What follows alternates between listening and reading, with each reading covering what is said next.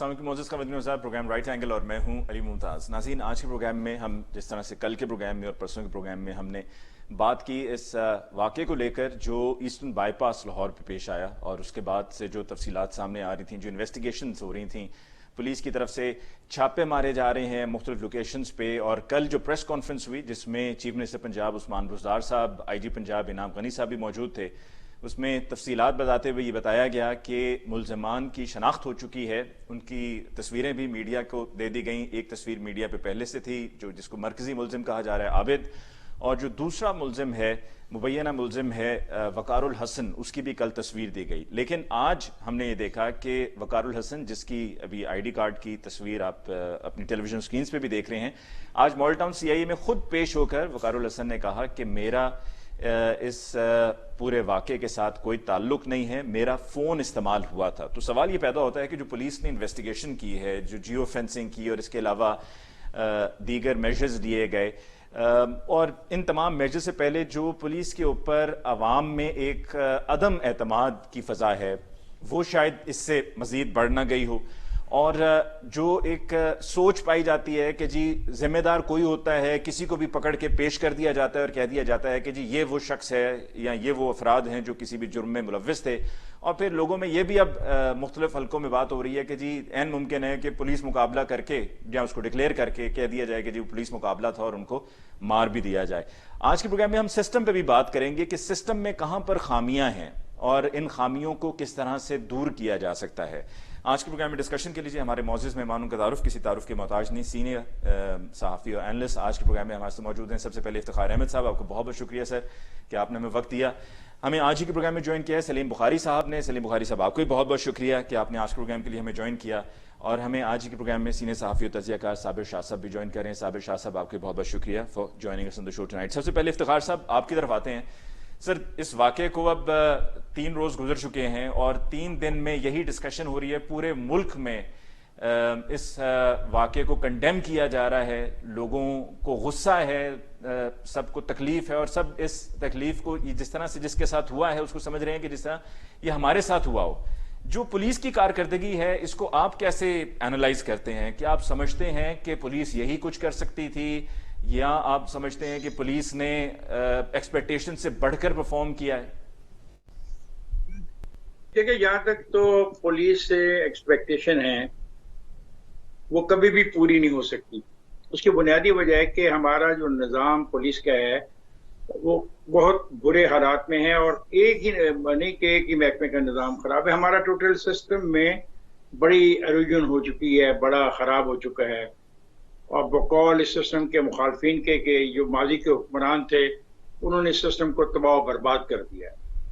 اب 2 سال ہو گئے ہیں، کوئی کوشش ایسی نہیں نظر آ رہی کہ سسٹم کو کسی ایک سمت میں ڈالا جائے۔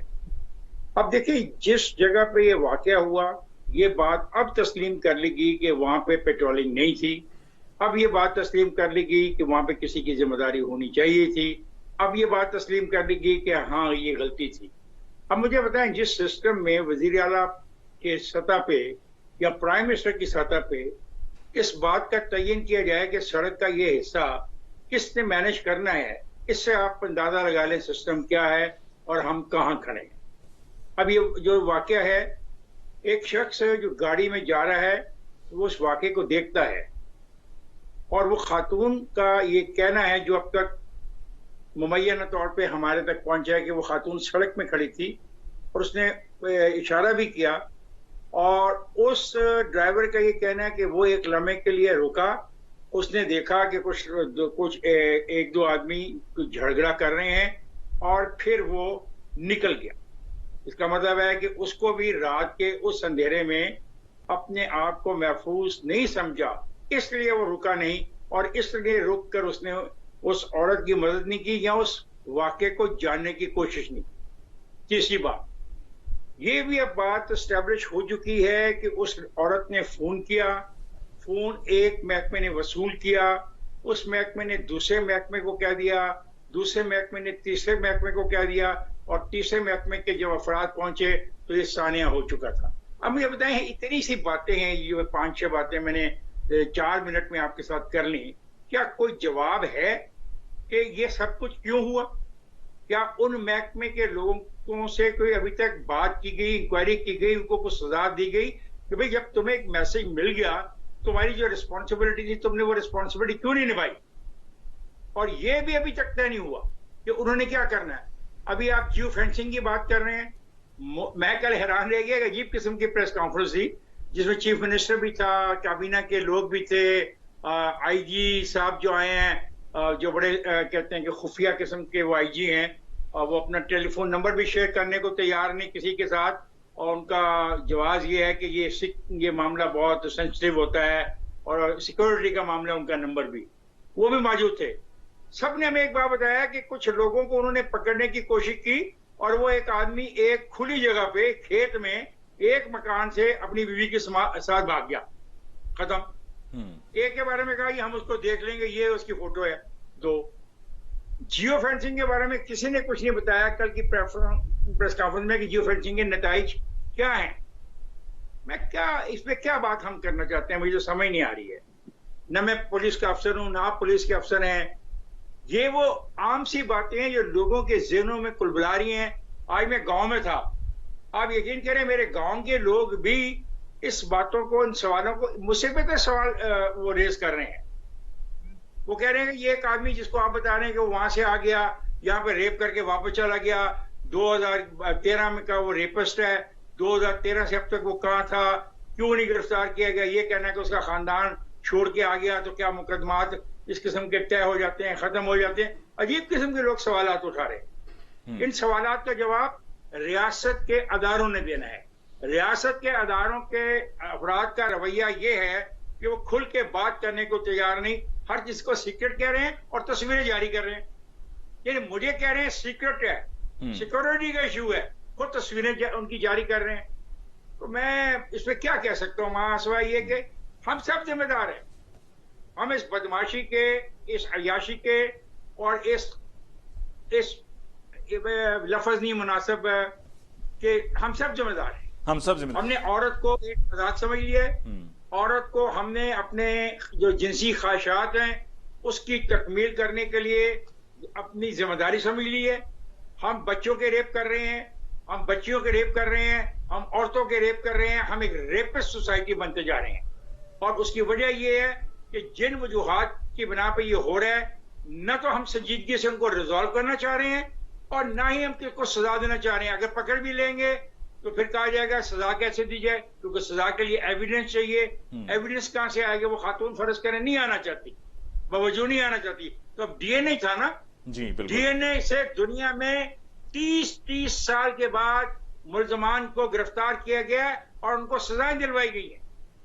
تو میں اب اس پہ کیا بحث کروں گا؟ سلیم بخاری صاحب، جی سلیم بخاری صاحب، میرے ساتھی بہت جی سینئر ہے، وہ بات کریں گے. جی سلیم بخاری صاحب، کس کو ہم ذمہ دار ٹھہرائیں؟ ایک سوال یہ بھی ہے کہ یہ اسٹیٹ کا فیلئر ہے اس واقعے کا ہونا، اور ہم اگر پولیس کی بات کریں تو جو انسینسٹیو ریمارکس پولیس کی طرف سے آئے تھے اس پر پرائم منسٹر صاحب پہلے تو کچھ ان کی طرف سے بیان نہیں آیا، لیکن پھر تعریف کی گئی ہے سی سی پی او صاحب کی. بہت شکریہ آپ کا علی ممتاز. بہت دیر کے بعد آپ سے بات ہو رہی ہے. جی خان صاحب نے کافی حد تک اس کو سم اپ کر دیا ہے، باقی کی گنجائش جو رہے گی وہ صاحب شاہ صاحب کر دیں گے. میں 2-3 باتیں عرض کرنا چاہتا ہوں. ایک تو یہ کہ کل کی پریس کانفرنس جو تھی جس میں چیف منسٹر تھے، آئی جی تھے، کچھ منسٹران بھی تھے، وہ سارے کا سارا میلو ڈرامہ تھا. وہ ساری انفارمیشن جو انہوں نے شیئر کی وہ ہمیں اس سے بہت پہلے پورے پاکستان کے عوام کو پتا تھی، اس لیے کہ پورے چینلز پر یہ دونوں نام بھی چل رہے تھے، ان کے بارے میں اریسٹ کی خبریں بھی چل رہی تھیں. تو انہوں نے کسی کو انلائٹن نہیں کیا. وہ ساری گفتگو جو انہوں نے کی اس کے 2 پہلو ہیں. ایک پہلو یہ تھا کہ کس طریقے سے سی سی پی او پر سے ملبہ اتارا جائے اور کس طرح سے پولیس کی انیفیشنسی اور کولڈ رسپانس کو جسٹیفائی کیا جائے. اب اگر ان 2 باتوں کو آپ اسیوم کر لیں کہ جو میں کہہ رہا ہوں یہ ٹھیک ہے، تو پھر تو اس پورے کے پورے پروسیس کو صرف کرس کیا جا سکتا ہے، صرف اس کو کرٹیسائز کیا جا سکتا ہے، کنڈیم کیا جا سکتا ہے. لیکن مجھے جس بات کی پریشانی ہے وہ یہ کہ ہمیں آئی جی صاحب نے انتہائی تم تراک سے 2 باتیں بتائی. ایک تو یہ کہ دونوں مجرموں کے ڈی این اے میچ کر گئے. دوسری بات انہوں نے یہ کہی کہ ہم پولیس والے جب وہاں پہنچے تو وہ کھیت میں سے ہمیں دیکھ کے بھاگ گیا. دونوں ہی ناقابل یقین ہیں، اس لیے کہ ایک کا بھرکس تو نکال دیا خود وقار نے جو پیش ہو گیا پولیس نے، اس نے کہا کہ اور ہمیں بتایا گیا کہ اب اس کو لے کے جا رہے ہیں ڈی این اے کے لیے. اور دوسری بات یہ کہ مجھے شرم آتی ہے یہ بات دہراتے ہوئے بھی کہ آپ نے جیو فینسنگ بھی کی، آپ پولیس کی ہیوی کنٹینجنٹ لے کے بھی وہاں گئے، ایک شخص آپ کو آئی ٹو آئی دیکھ رہا ہے اور اس کے بعد وہ بھاگ گیا، صدقے چلے جائیں. اس سے تو بدتر تھا کہ ان کو گالی دے دی جاتی پولیس والوں کو، بجائے اس کے کہ یہ کہا جائے کہ ملزم ان کو دیکھ کے بھاگ گیا. آپ ذرا منظر دیکھیں، اب آپ لوگوں نے سارا وہ گھر دیکھ لیا وہاں سے، اور ایک خاتون جو وہاں رہتی ہیں ساتھ والے گھر میں، اس نے کھڑے ہو کے بتایا کہ پولیس یہاں کھڑی تھی اور وہ سامنے سے بھاگ گیا. آپ مجھے یہ بتائیں، مجھے تو دو عجیب و غریب قسم کے احساس ہو رہے ہیں. پہلا احساس مجھے یہ ہے کہ پولیس کے پاس ابھی تک کوئی کلو نہیں ہے، وہ صرف اس معاملے کو، اس ہائپ کو ٹھنڈا کرنے کے لیے، عوام کے جو جذبات برانگیخت ہیں ان کو کول ڈاؤن کرنے کے لیے ایک ڈرامہ تشکیل دیا گیا ہے، اور ایک ٹریک ریکارڈ کے بندے کو جس کا کرمنل ریکارڈ ہے ان کو ان کے نام لے کے اور اس معاملے کو یہ تاثر دینے کی کوشش کی جا رہی ہے کہ پولیس بڑی ایفیشینٹ ہے. پولیس کا فیلئر پہلے نقطے سے شروع ہے. اس علاقے کی کوئی پیٹرولنگ نہیں تھی، کوئی والی وارث نہیں تھا. موٹر وے نے کہا ہماری جورسڈکشن نہیں ہے، پنجاب پولیس نے کہا ہماری جورسڈکشن نہیں ہے. اور دوسری بات یہ کہ کال ریسیو ہو گئی، ایک نہیں 3 کال اس خاتون نے کی، ایک اس گزرنے والے نے کی. چاروں کالوں کے اوپر کسی بندے نے براہ راست ایکشن لینے کا نہ اندیا دیا نہ کچھ ہوا. ٹھیک، لیکن سلیم بخاری صاحب، وہ لوگ پہنچے اتنے. جب میں نے یہ اسٹیٹ کے فیلئر کی بات کی تو وہ اس لیے بھی کی کہ یہ جو ابھی اس جگہ کو کس نے پٹرول کرنا ہے، وہ ان مینڈ جگہ تھی، وہ پورا پیچ جو ہے 91 کلومیٹر کا، اس پر اس کا تعین یا یہ فیصلہ گورنمنٹ کی ذمہ داری ہے، پنجاب گورنمنٹ کی، فیڈرل گورنمنٹ کی ذمہ داری ہے کہ یہ طے کرے. ایک سڑک ہے، اس کا افتتاح ہو گیا ہے، لوگوں نے وہاں پر آنا جانا شروع کر دیا ہے، اور اس بات پر 6 ماہ گزر چکے ہیں تقریباً اس سڑک کو، اس کا افتتاح ہوئے ہوئے، لیکن یہ فیصلہ ہی نہیں ہوا تھا. علی ممتاز، 2 باتیں اس حوالے سے مجھے عرض کرنی ہے. پہلی بات تو یہ ہے کہ وہ جگہ اس طرح سے ویران نہیں ہے، کیونکہ اس کے بعد بھی لاہور شہر کے متعلقہ مضافاتی جو علاقے ہیں ان میں آبادیاں ہیں. لہذا یہ کہنا کہ وہ کوئی ہم جنگل کی بات کر رہے ہیں، کوئی ایسی دنیا ہے جہاں کوئی جاتا نہیں ہے، یہ بات غلط ہے. اس لیے پولیس کا یہ ایکسپلینیشن جو ہے قابل قبول بالکل بھی نہیں ہے. دوسری بات یہ ہے کہ پنجاب حکومت اور وفاقی حکومت میں اب آپ تقسیم کرنا بند کر دیں، کیونکہ اب یہ اعمال سے ثابت ہو چکا ہے کہ پنجاب کو چلایا جا رہا ہے بنی گالہ سے. اس کے اوپر میں طویل ڈیبیٹ کرنے کے لیے تیار ہوں. میں یہاں تک بھی کہنے کے لیے تیار ہوں کہ کیبنٹ میٹنگ میں وزیر جو ہے وہ شرکت کے لیے نہیں آتے اگر عمران خان صاحب لاہور سے تشریف نہ لائیں، سیکٹری تک نہیں جاتے. تو یہ تو حال ہے، یہ ہے اس رٹ کا حال جس کی بات کل بڑے تمتراک سے کی جا رہی تھی. کوئی رٹ نہیں ہے، آئی جی تبدیل ہوتے ہیں تب بنی گالہ سے، اور یہاں پر جتنی بھی چیف سیکرٹری 4 تبدیل ہو گئے 2 سال میں، 6 آئی جی تبدیل ہو گئے، اور deputy secretaries, joint secretaries, D I Gs اور ایس ایس پی کا تو آپ پوچھیں ہی نہ. ایس ایچ او تک جو ہے وہ جب تک فون کال نہ آئے کہیں سے تو وہ تعینات نہیں ہو سکتا. تو اسٹیٹ کا یہ فیلئر تو اسٹیٹ وے ہے، اس کے بارے میں کوئی دو رائے ہونی نہیں چاہیے. کیونکہ دیکھیے تکلیف وہی ہے جو یا خود کو پہنچے. اپنی ماں بہن بیٹی کے ساتھ یہ ہوا ہوتا تو پھر میں پوچھتا کہ جناب کیسے یہ کہا جا سکتا ہے کہ یہ ہماری جورسڈکشن نہیں ہے، اور یا یہ کہ جناب ہم نے تو فلاں کو بتا دیا تھا، ہم نے تو فلاں کو بتا دیا تھا.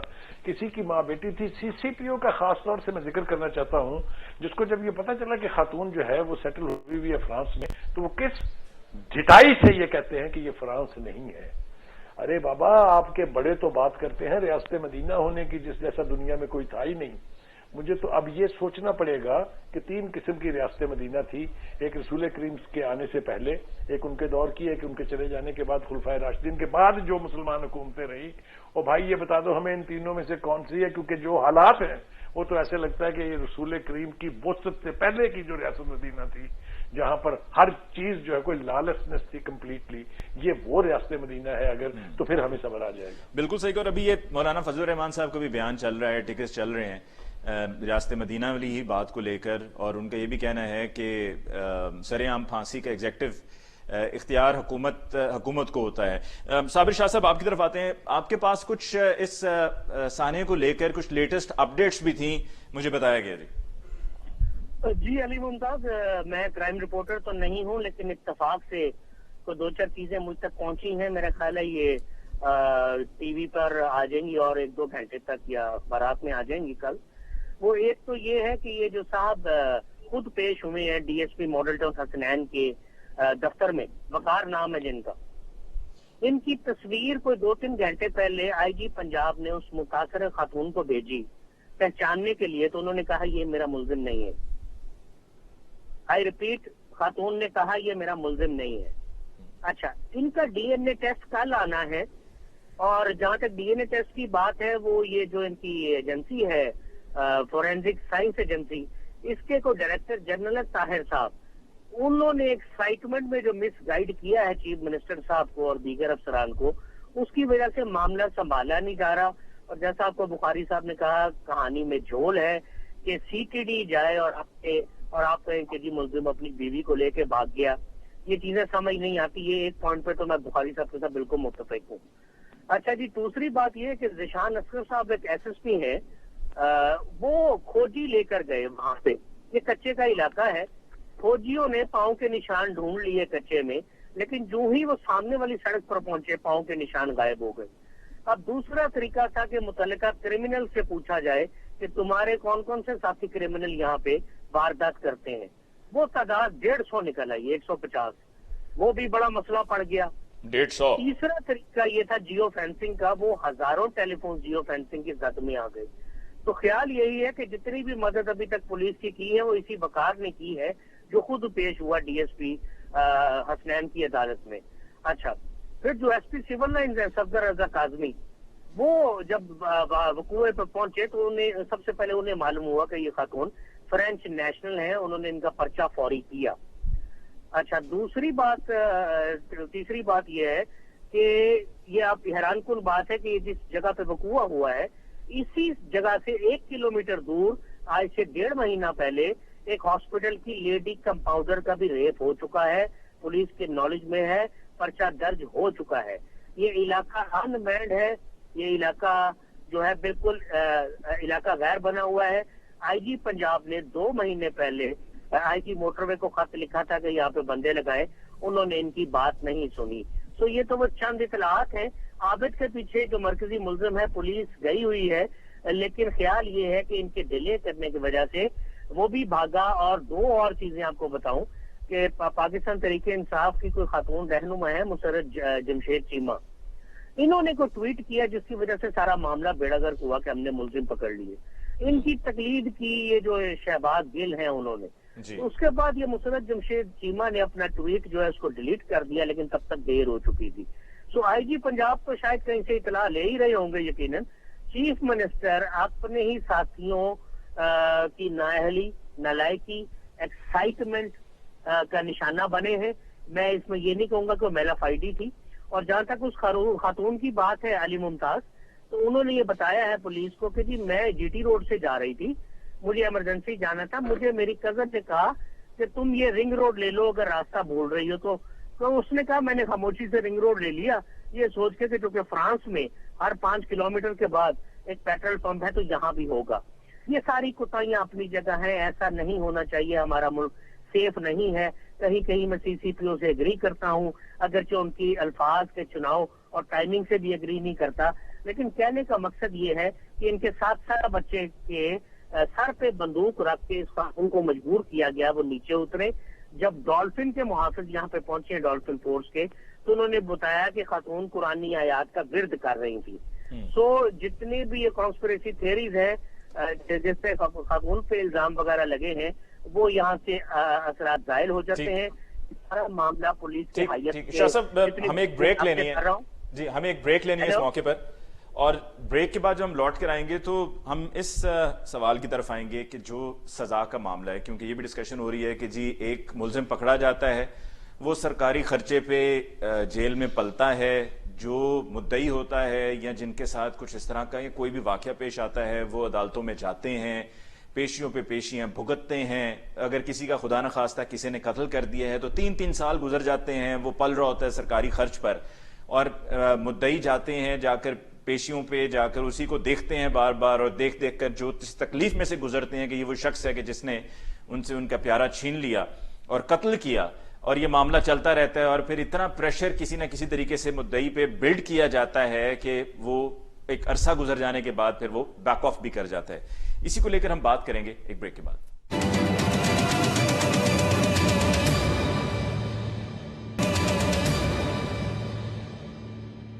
ناظرین بریک کے بعد ایک دفعہ پھر آپ کو کہتے ہیں خوش آمدید. ڈسکشن کو آگے بڑھاتے ہوئے افتخار صاحب، سسٹم میں جہاں پر خرابیاں ہیں کہ جس کا بھی میں نے وقفے پہ جاتے ہوئے مختصراً ذکر کیا کہ کوئی بھی شخص گرفتار ہوتا ہے کسی بھی جرم میں اور اس نے وہ جرم کیا بھی ہوتا ہے، پھر وہ سارا سسٹم کے تحت ایک کارروائی چلتی ہے، پیشیاں ہوتی ہیں، پیشیوں پہ پیشیاں ہوتی ہیں، وہ سرکاری خرچ پہ پلتا رہتا ہے اور آخر میں جا کر پھر مدعی کو ہی جو ہے وہ بیک آف کرنا پڑتا ہے.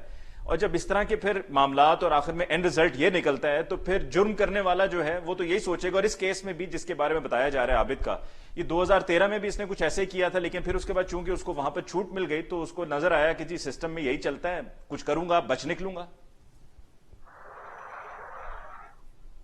یہ سوال آپ نے مجھ سے کیا ہے؟ جی افتخار صاحب. دیکھیں بات یہ ہے کہ یہ سوال اتنا چھوٹا نہیں ہے جتنا ہم اس کو لے رہے ہیں.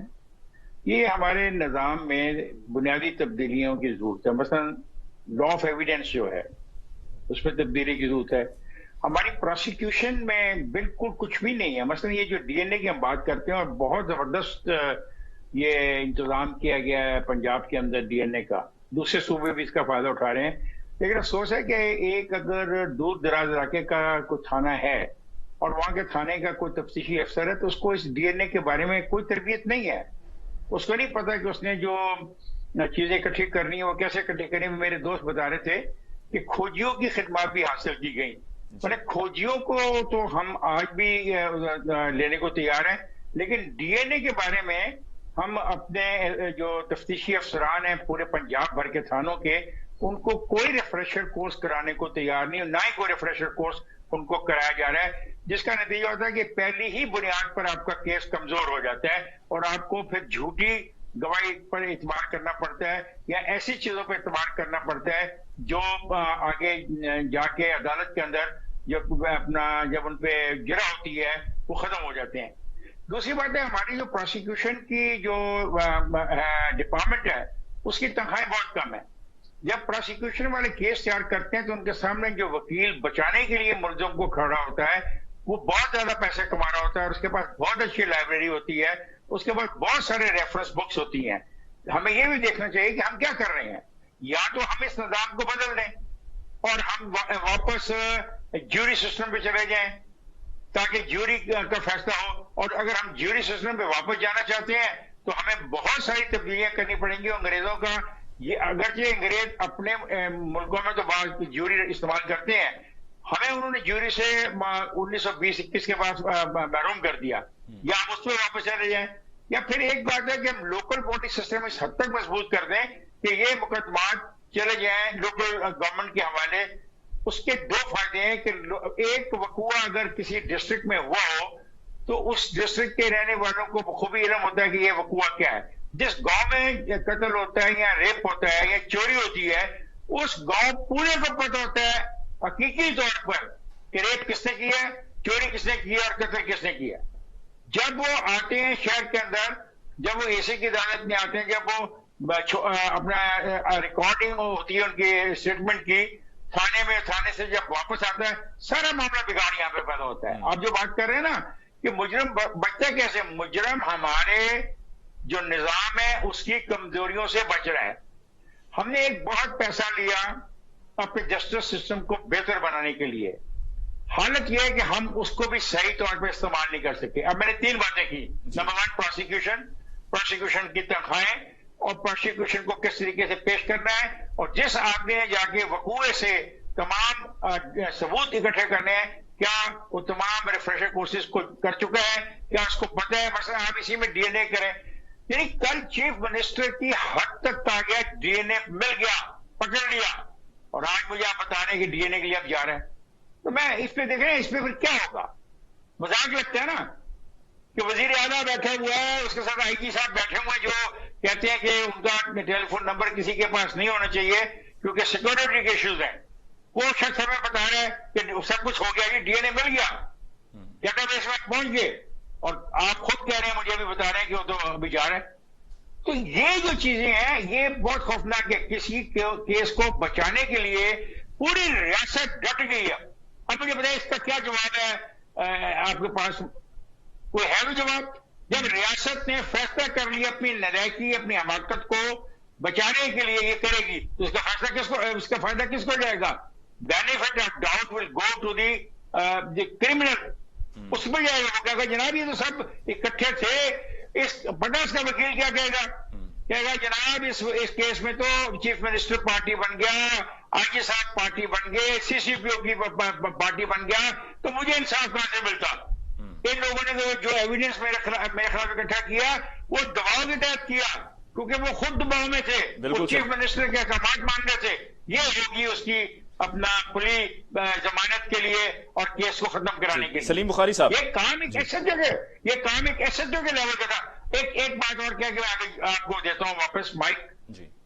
کھوجیوں کو اگر لایا گیا تو آپ نے آرمی کے ٹرین ڈاگس کیوں نہیں منگوائے؟ آپ کو چاہیے تھا کہ جب اس حد تک آپ چلے گئے ہیں تو آرمی کے ٹرینز ڈاگ بھی منگواتے، اور اس علاقے میں جو ایک جیلی قسم کی اور ایک پرائیویٹ ٹارچر سیل ہے پولیس کا، چلو وہ کچھ نہ کرتے، اس ٹارچر سیل میں موجود لوگوں کو بچانے کی کوشش کر لیتے. سلیم بخاری صاحب، پروسیکیوشن کی جب بھی افتخار صاحب نے بات کی ہے، اب ہم اپنا سسٹم بہتر بنانا، پروسیکیوشن کو بہتر بنانا، ایویڈنس کی کلیکشن کو بہتر بنانا، یہ صرف ابھی سے نہیں ہے، یہ بہت پرانا مسئلہ ہے اور چلتا چلا آ رہا ہے، اور موجودہ حکومت کو بھی 2 سال اپنے مکمل کر چکی ہوئی ہے، لیکن ہم نے اس میں کوئی امپروومنٹ نہیں دیکھی ہے. تو پھر یہ ہم سمجھیں کہ یہ خواب ہی ہے ہمارا، جو خواب ہی رہے گا، پورا نہیں ہو سکے گا کہ یہ چیزیں بہتر ہو جائیں. مجھے 2-3-4 حوالے دینے کی اجازت دیجیے گا علی ممتاز صاحب. گزارش یہ ہے کہ جب ہم نے انویسٹیگیشن اور پروسیکیوشن کو علیحدہ کیا تھا تو خیال یہ تھا کہ یہ ایک طرح کی ریفارمز ہیں، لیکن میں سمجھتا ہوں کہ اس نے پولیسنگ کی بھی تباہی کی اور جو کرمنلز ہیں ان کے بچنے کے اتنے راستے ایجاد کر دیے کہ جس کا کوئی شمار نہیں ہے. کیسے؟ پہلے یہ ہوتا تھا کہ پولیس ہی انویسٹیگیٹر تھی، پولیس ہی پروسیکیوٹ کرتی تھی، تو جو بھی تھانے دار یا ایس ایچ او مقدمہ درج کرتا تھا یہ اس کی پریسٹیج کا سوال ہوتا تھا کہ ملزموں کو سزا ہو، یہ اس کی ایفیشنسی گنی جاتی تھی، یہ اس کو نیگیٹو ریمارکس ملتے تھے اگر وہ زیادہ مقدمات میں ملزم بری ہو جاتے تھے.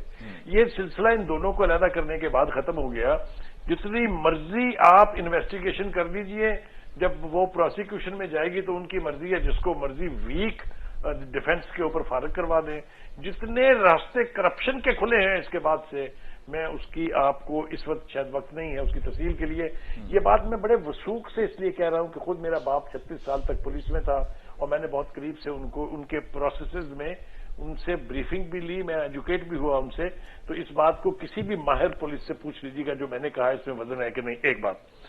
دوسری بات یہ ہے کہ ہمارے ہاں جب بھی کبھی ڈیٹرنٹ پنشمنٹ، 2 قسم کی پنشمنٹ ہوتی ہیں. ایک ریفارمسٹ ہوتی ہے کہ آپ لوگوں کو جیل کے اندر مختلف قسم کی ٹریننگ دیں، مختلف قسم کے ہنر سکھائیں تاکہ جب وہ باہر آئیں تو وہ ایک سوسائٹی کے مثبت شہری بن سکیں. اور دوسری ڈیٹرنٹ ہوتی ہے کہ ایسے جرم کے مجرم جنہوں نے کوئی ایسا جرم کیا ہو جو انسانیت کے خلاف کرائم ہے، ریپ ہے، مرڈر ہے، بچوں کا اغوا ہے، انہیں اتنی شدید، اتنی عبرتناک سزا دیں کہ اس سزا کو سن کے بھی کوئی دوسرا اس کرائم کو کرنے کی جرت نہ کرے. ہمارے ہاں یہ دونوں کانسیپٹ کیسے ختم ہوئے میں اس کے آپ کو مثالیں دیتا ہوں. ضیاء الحق کے دور میں بچوں کے اغوا، چھوٹی عمر کے بچوں کے اغوا بہت بڑھ گئے تھے، آپ کو یاد ہونا چاہیے، یہ تاریخ کا حصہ ہے. تو پھر ایک وقت آیا کہ پپو اغوا کیس کے لوگوں کو 4 مجرموں کو سرے عام پھانسی دی گئی تھی. لاہور کے شہریوں نے اسے اپنی آنکھوں سے دیکھا تھا. اس کے بعد 10 سال تک کسی بچے کے اغوا ہونے کی خبر نہیں. یہ ریکارڈ کی بات ہے، آپ کو بتا رہا ہوں. اب کیا حال ہے اس پروسیکیوشن انویسٹیگیشن کو علیحدہ کرنے کا کہ سیالکوٹ میں 2 بھائیوں کا قتل ہوتا ہے. آپ علی ممتاز صاحب، میں آپ کے ایک پروگرام میں آیا تھا، آپ کو یاد ہوگا. جی بالکل. اتنا رتھلیس وہ قتل تھا جب آپ سما میں تھے، ایسے لگتا تھا قیامت ٹوٹ پڑی ہے. اور اس کے گواہ ایک نہیں بلکہ وہاں کھڑے ہوئے 85 لوگ تھے جنہوں نے اس واقعے کو اپنی آنکھوں سے دیکھا کہ کس طرح کولڈ بلڈلی 2 بھائیوں کو قتل کر دیا گیا بغیر کسی ثبوت کے کہ وہ جرم جس کے اوپر ان کے اوپر ایلیگیشن لگائی وہ ثابت ہوا کہ نہیں ہوا. سارے کے سارے لوگ جو ہیں وہ پہلے ضمانتوں پر اور پھر بری ہو گئے. سیالکوٹ کا یہ واقعہ صاحب میں لے جاتا ہوں آپ کو ساہیوال. ساہیوال میں ڈے لائٹ میں رتھلیسلی سی ٹی ڈی کے لوگوں نے بچوں کے سامنے ان کے ماں باپ کو مار دیا. ہمارے پرائم منسٹر نے کہا یہ ریاست مدینہ ہے، میں چھوڑوں گا نہیں. 24 گھنٹے میں یہ ہو جائے گا، 36 گھنٹے میں یہ ہو جائے گا، 72 گھنٹے میں یہ ہو جائے گا. 2 سال گزرنے کو ہوئے ہیں، ابھی تک وہ 72 گھنٹے ان کے پورے نہیں ہوئے. یہ ہے وہ نقصان جو پروسیکیوشن اور انویسٹیگیشن کو ہمیں ایک بریک لینی ہے. ہمیں ایک بریک لینی ہے سر, اجازت دیجیے گا بریک کا. بریک کے بعد ہم لوٹ کر آئیں گے. تو اگر یہی حالات ہیں تو پھر یہ جو جعلی پولیس مقابلے میں کرمنلز کو مار دیا جاتا ہے, جن کے بارے میں واضح ہو جاتا ہے کہ ہاں جی انہوں نے کوئی جرم کیا اور اس طرح کا گھنونا جرم کیا ہو, تو پھر کیا ہم پولیس کو کہیں کہ ٹھیک ہے شاباش یہی کریں, یہی طریقہ ہے ان کو ان کے انجام تک پہنچانے کا؟ اس پر بات ہوگی ایک بریک کے بعد.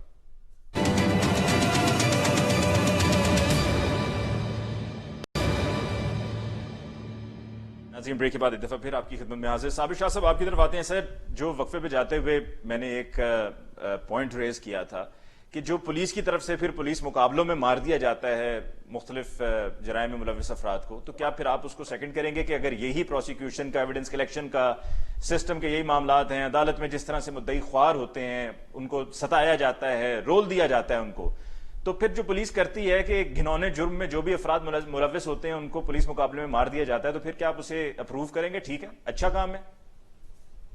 علی ممتاز صاحب, اگر تو میں اور آپ اکیلے بیٹھے ہوں تو میں اس کو انڈورس کروں گا, لیکن چونکہ ساری دنیا سن رہی ہے اور معاملہ قانون کا ہے تو انڈورس نہیں کیا جا سکتا. میں صرف یہ گزارش کرنا چاہتا ہوں کہ دیکھیے ہم نے دیکھنا یہ ہے کہ باہر کے ملکوں نے پروسیکیوشن کو, انویسٹیگیشن کو بہتر کیسے کیا. 1888 سے لے کے 1891 تک لنڈن کے وائٹ چیپل ایریا میں جیک دا ریپر ایک آدمی تھا جس نے کو 12-14 طوائفوں کو زیادتی کے بعد ان کے گلے بھی کاٹے, اور اس کو ریپر اس لیے کہتے تھے کہ he used to Ripa through the ٹورسوز, وہ ان کے نازک اعضاء ہی کاٹ دیا کرتا تھا, وہ پکڑا ہی نہیں گیا کبھی. اس کے بعد انہوں نے اپنے قوانین میں, جورسپروڈنس میں تبدیلیاں کی, پروسیکیوشن میں, انویسٹیگیشن میں. لیکن ابھی بخاری صاحب نے اور افتخار صاحب نے یہ والا پوائنٹ آف ویو ڈیٹرنٹ کے طور پر دیا ہے کہ سزائیں سخت ہوں, بالکل ٹھیک ہے, ہونی چاہیے. لیکن یہ جو ریپ کا معاملہ ہے نا, علی ممتاز میری ریسرچ بتا رہی ہے کہ دنیا بھر میں عورتوں اور بچوں کے ساتھ زیادتی کے واقعات بڑھتے ہی جا رہے ہیں. سخت سزاؤں کے باوجود مغربی ممالک بھی اس کو کنٹرول کرنے میں ناکام ہے.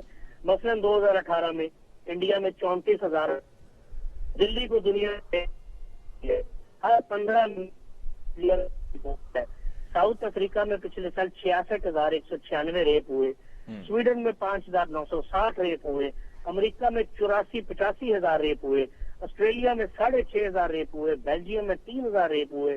یہ ساری میں نے فکر یاد کی آپ کے پروگرام کے لیے. نیوزی لینڈ جیسے ملک میں 1,129, اسرائیل 1,243, فرانس 10,108, یہ ساؤتھ کوریا میں 6,321, بنگلہ دیش 12,000 کے قریب, جرمنی 8,000 کے قریب یہ ریپ ہوتے گئے, رشیا میں 5,000 کے قریب, انگلینڈ میں 54,000 کے قریب. سو سزاؤں نے یہاں بھی کچھ نہیں کیا, یہ مائنڈ سیٹ کی گیم ہے. مثلا میں آپ کو بتاؤں, آپ نے جاوید اقبال نامی وہ جو بچوں کا قاتل تھا لاہور میں, جو جیل میں مردہ پایا گیا, جس نے 100 بچوں کو قتل کیا زیادتی کے بعد, آپ نے تو وہ ایک سنا ہے نا. یہاں رچرڈ ہکل نامی ایک برطانوی سیریل ریپسٹ تھا جس نے 2006 سے 2014 کے درمیان ملائیشیا جیسے ملک میں 71 بچوں کو ریپ کیا. سر پروگرام کو ہمیں کلوز کرنا, میں چاہوں گا کہ افتخار صاحب سے ہم اور سلیم بخاری صاحب سے کلوزنگ کامنٹس لے لیں سر کوئکلی. جی افتخار صاحب پلیز. دیکھیے بات یہ ہے کہ صابر نے جو آپ کو ڈیٹا دیا ہے بالکل درست ہے, دنیا میں ایسا ہو رہا ہے. لیکن ایک فرق ہے کہ ہم اپنے آپ کو اسلامی جمہوریہ پاکستان کہتے ہیں اور ہم کہتے ہیں ہم ایک اسلامی ملک ہیں, اور ہم ایک دور میں ایک صدر پاکستان ایسے آئے جو فوج سے ان کا تعلق تھا, انہوں نے قوانین میں کوئی بہتری لانے کی کوشش کی لیکن ان قوانین کے پر بھی عمل نہیں ہو سکا. ایف آئی آر سے لے کے عدالت میں کیس پیش کرنے تک اور پھر اس کیس کی پیروی کرنے کا جو مسئلہ ہے یہ ہے important.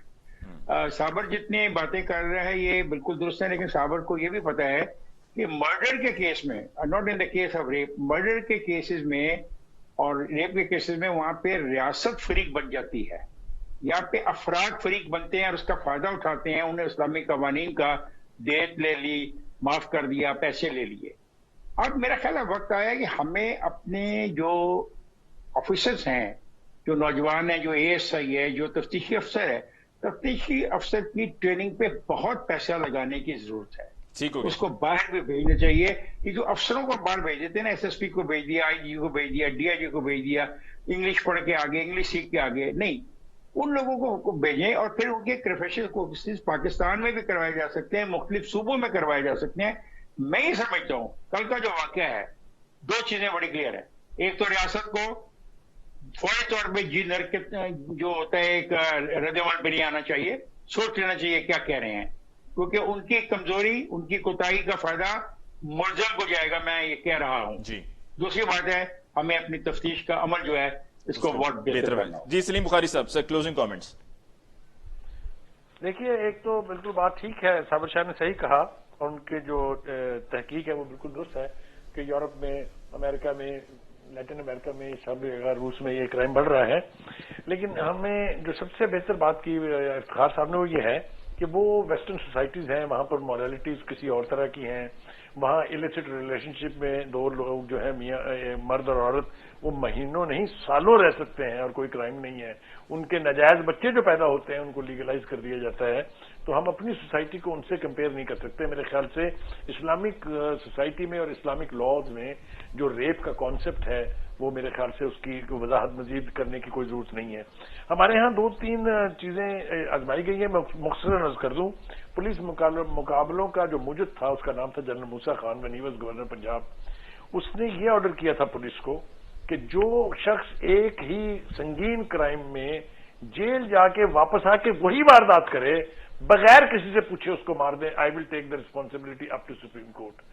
This was to discourage that crime. It was not कि लाइसेंस दे दें आप पुलिस जिसको मर्जी पकड़ के मार दे। एक तो ये बात है, मगर हमारी पंजाब पुलिस ने, ग्रेट पंजाब पुलिस ने इसको फिर मजाक बनाया। ऐसे मैं आपको कई मिसालें दे सकता हूं, मैं इस वक्त स्पेसिफिक में जाना नहीं चाहता, जहां हमारी पुलिस ने मामले को हाइप जब मिल जाती है तो उसको खत्म करने के लिए जो पुराने रिकॉर्ड याफ्ता मुजरिम होते हैं उनके ऊपर मुद्दा डाल के, इससे पहले कि वो किसी अदालत में पेश हों, उनकी गिरफ्तारी की कोशिशों के प्रोसेस में उनको हलाक कर दिया जाता है, जिसे अब हम कॉमन टर्म्स में पुलिस मुकाबला कहते हैं। इस तरह से ये एक रास्ता तो इख्तियार किया गया है, लेकिन मुजरिम तक पहुंचने की यकीन दहानी इसमें भी नहीं है। ठीक हो गया। और यही हो रहा है कि कल जिस वसूख से आईजी ने, चीफ मिनिस्टर ने, उनके साथ बैठे मिनिस्टरों ने कहा कि 2 मुलजिमों तक पुलिस पहुंच गई है, एक ने आज इनकार कर दिया और हम ये भी मुकर गए हैं कि उसका कोई डीएनए मैच किया था कल।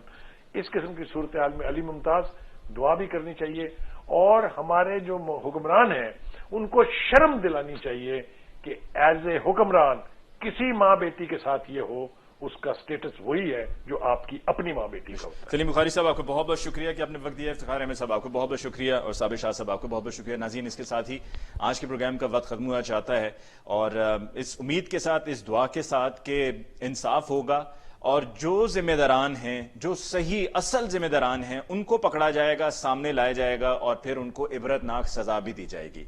मुझे अली मुमताज को आज के प्रोग्राम से दीजिए इजाजत। अल्लाह ने के बाद।